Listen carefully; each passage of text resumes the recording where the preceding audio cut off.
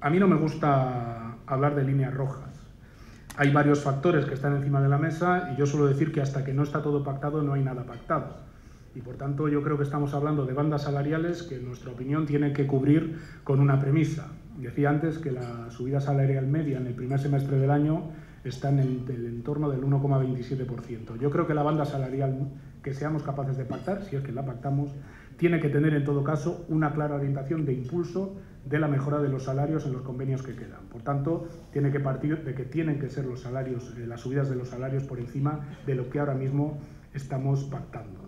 No quiero cerrar una cifra porque eso sería un poco poner encima de la mesa los términos de la negociación, pero tiene que haber una orientación clara de que los salarios que quedan por negociar en los convenios del segundo semestre del año tienen que ir orientados a ganar poder de compra y tienen que ir orientados a mejorar este 1,27 que ahora mismo se está suscribiendo, ¿no? De media en los convenios. Y luego hay otro factor que es importante y que se está haciendo público, de hecho es notoria, la divergencia de posiciones sobre esto de las cláusulas de revisión salarial. En nuestra opinión es importante que este país recupere el concepto.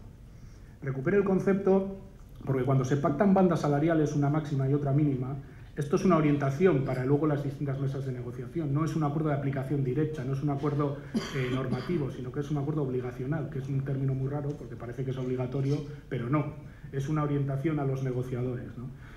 Claro, esto luego, la negociación depende de muchas variables, fundamentalmente de una que es bastante antigua, es la correlación de fuerzas en cada sector y la realidad también productiva y de cada uno de los sectores o empresas. Y hay un calendario para llegar al acuerdo. Carlos Santana, de la COPE, dice: desde los sindicatos se dijo que esta semana era clave para el acuerdo salarial. ¿Ha habido algún avance?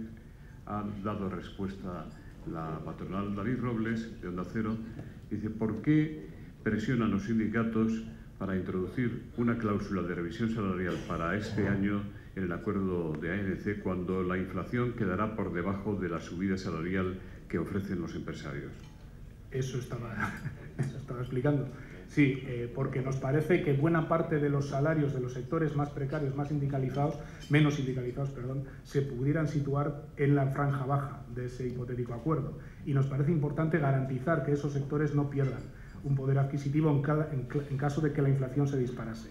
Es verdad que no es previsible que la inflación se dispare este año. Por tanto, es verdad que es bastante probable que no opere esa cláusula a lo largo de este año.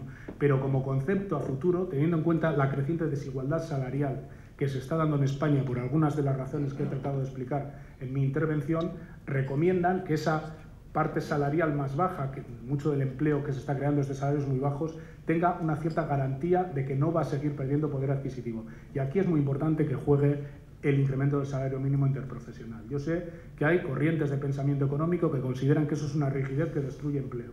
Me parece que eso no se sostiene empíricamente en ningún sitio hoy en día, por lo menos en España. Se pueden mantener incrementos sustanciales del salario mínimo que impulsen hacia arriba los salarios más bajos de este país y que no van a suponer una destrucción de empleo, sino un reequilibrio de la correlación de fuerzas en sectores cada vez más precarizados, donde la organización sindical es más complicada y donde, por tanto, esa intervención pública que supone la determinación del salario mínimo podría hacer un trabajo importantísimo para fortalecer la negociación colectiva. Y no dijimos que esta semana fuera el tope, dijimos que el mes de julio era el tope. Yo creo que esto no es ninguna frivolidad.